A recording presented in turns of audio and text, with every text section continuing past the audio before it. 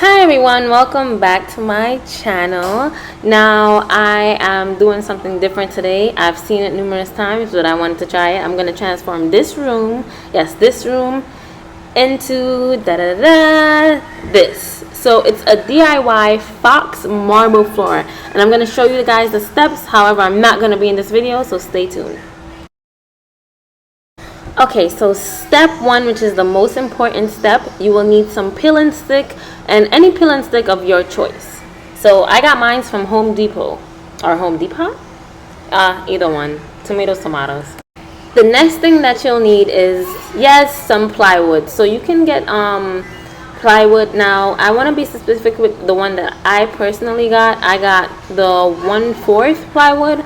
But I would suggest, if you want a thicker flooring, that my plywood was cracking a lot, so I would suggest going towards more of a plywood like 1/2. I'm going to link everything down below what I use. I'm also going to leave links to the items down below, so just check the description box. But yep, so I definitely use some plywood.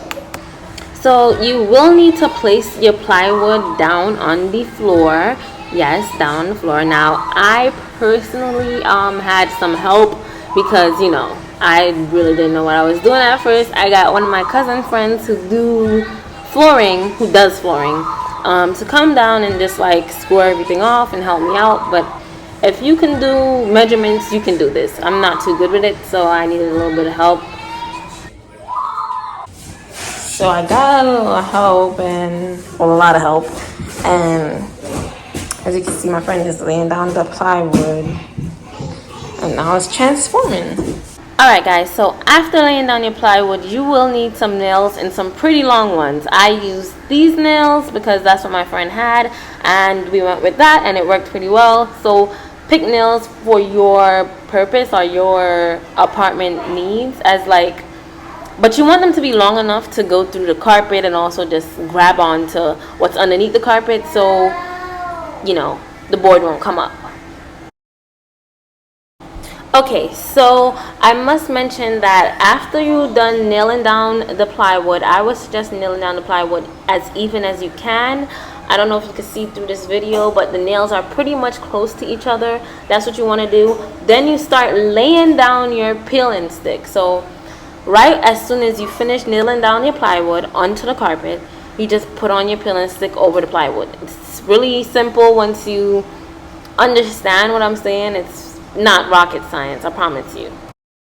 So I must mention, sometimes you're not gonna get a perfect cut. So my friend, he also had his own little saws and stuff. Remember, he does this for a living, so he has like his circular saw and all that. So he was just sawing down some pieces in this clip just so it could fit perfectly, and I could just hammer down the well, both of us could just hammer down the plywood on the floor and then keep on adding our peeling sticks.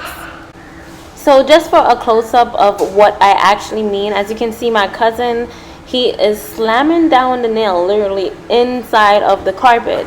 That's all you're going to be doing. Putting the nail on top of the plywood and slam it in the carpet, then you're applying your peeling stick. And I'm just showing you guys my peeling stick that I got from Home Depot right now. It's really simple. As you can see, Gigi wants to be in this video, but as you can see, it just takes, boop, you putting it on and taking off the tape at the back. And here's a close-up of him sawing again.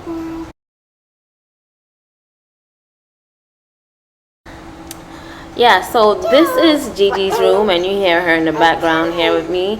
But her room is a little bit shaped funny, if you haven't noticed. So he really had to go ahead and cut and just to fit the plywood inside of the room, but you'll see.